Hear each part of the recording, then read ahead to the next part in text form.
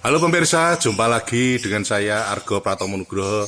Berbahagia sekali saya lagi bertemu dengan ahli waris Sinuwun Kanjeng Sultan Hamengkubuwono ke-7, Mas Raden Mas Triyanto Prastowo.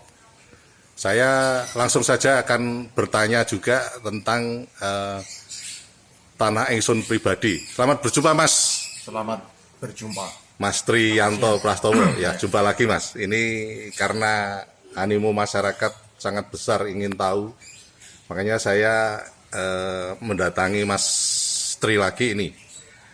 Terutama saya juga ingin kaitannya yang sekarang juga berkaitan dengan teman-teman Tionghoa juga, ada Siput Lokasari dan juga di keraton yang ada di mana Ambarukmo, karena di sana masyarakat kan tahunya kan sekarang itu sudah jadi amplas itu. Bagaimana menurut Mas Triyanto Prastowo ini? Ya, mengenai status fisik bangunan Ya, Hotel Ambarukmo dan Amplas Carrefour Ya. yang dibangun di atas Persil SG Sultan Gron ya, itu telah disertifikatkan oleh Sultan Habis-10 dengan identitas nama pemegang hak Sultan Hamengkubuwono tanpa angka Romawi, ya, ya, yang mana Sultan Habis-10 itu mengajukan permohonan sertifikasi dengan dasar KTP. ya, Sedangkan proses mekanisme prosedur sertifikasi itu dengan ketentuan-ketentuan konversi. Apa arti konversi? Ya. Sesuai yang diatur dalam diktum kedua, yang mana Persil SG Sultan Gron telah lebih dulu diatur di dalamnya, di dalam diktum kedua pasal Romawi 2 ayat 1 yang menerangkan bahwa Sultan Gron dengan nama apapun juga itu milik turun-temurun. Itu undang-undang apa itu?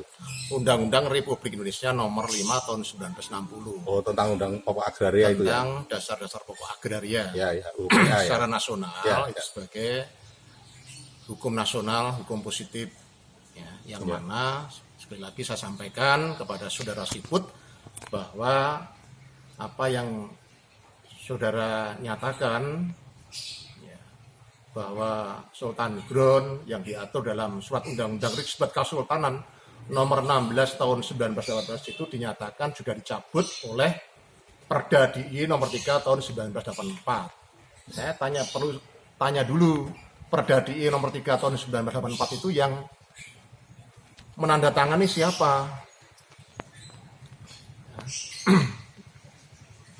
Perda DIY nomor 3 tahun 1984 itu yang menandatangani adalah Wakil Gubernur Paku Alam ke-8.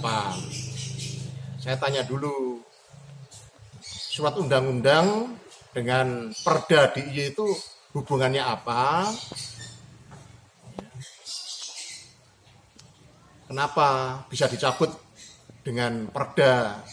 Nah, saya tanya, undang-undang dengan Perda DIY itu tinggi mana sesuai hierarki tata urut menurut peraturan perundang-undangan Republik Indonesia. Ini tingkatan undang-undang, ya, karena Sultan Gron itu tidak hanya diatur dalam surat Undang-Undang Risbat Lembar Kerajaan Kasultanan nomor 16 tahun 1918, ya, di bab 2 ayat 1, 2, 3, dan dilanjutkan terkait dengan bab 4. Ditetapkan secara turun-temurun. Nah, bab demi bab itu merupakan rangkaian bab yang tidak terpisahkan. Saya sampaikan bahwa Sultan Gron tidak hanya diatur dalam Risbat Kasultanan, tapi diatur dalam Undang-Undang Republik Indonesia. Undang-Undang Republik Indonesia nomor 5 tahun 1960 di diktum kedua pasal Romawi 2 ayat 1. Ya, Sultan Gron dengan nama apapun juga itu dengan subjek hukum hak milik turun-temurun, bukan milik kerajaan, bukan milik republik, ya, bukan milik negara, bukan milik pemerintah, bukan milik lembaga badan hukum, tapi milik dengan subjek hak hukum turun-temurun. Sekali lagi, Ya. Jadi bukan yang bertahta ya. bukan yang bertahta. Ya. Artinya tegasnya kalau sekarang yang bertahta Sultan Hamengkubuwono ke-10 bukan milik itu ya. Kembali kalau ada siapapun saudara, Iya. termasuk oknum pejabat pemerintah yang berani mengatakan bahwa Persil Sultan Ground dan undang-undang dicabut oleh Perda DIY, itu sesuai ketentuan, bisa nggak Perda DIY mencabut undang-undang? Nah, ini perlu ditanyakan ini. Ya. Dan Perda DIY nomor 3 tahun 84 itu yang tanda tangan siapa? Wakil gubernur. Berhakkah wakil gubernur itu menandatangani perda? Coba dicek, diperiksa kembali dengan cermat, seksama, teliti pada saudara Siput. Ya. Kalau berani mengatakan bahwa undang-undang ya, selevel dengan lembar kerajaan Kasultanan, ini yang membuat itu raja. Mosok adipati kok mencabut aturan rajanya?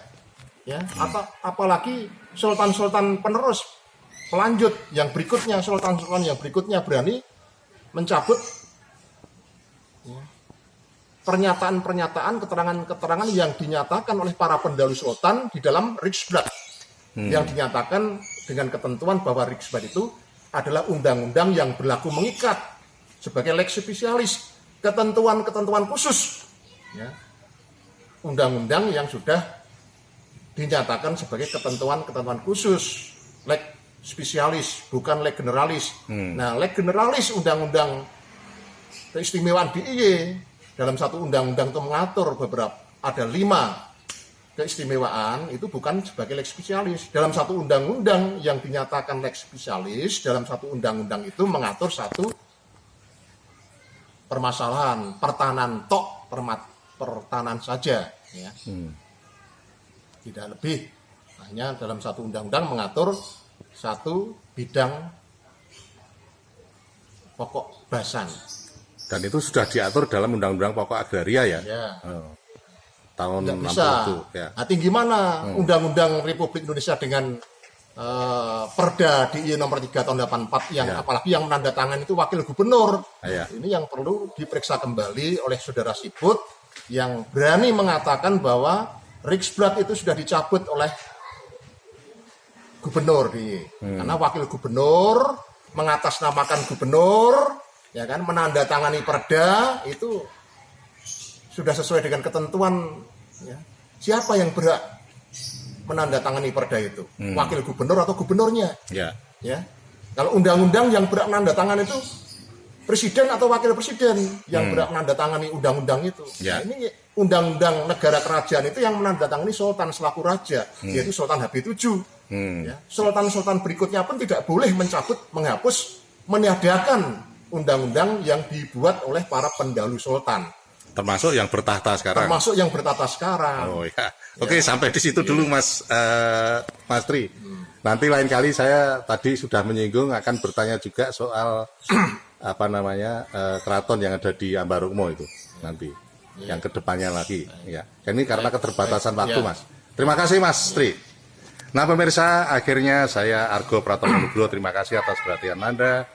Sampai jumpa.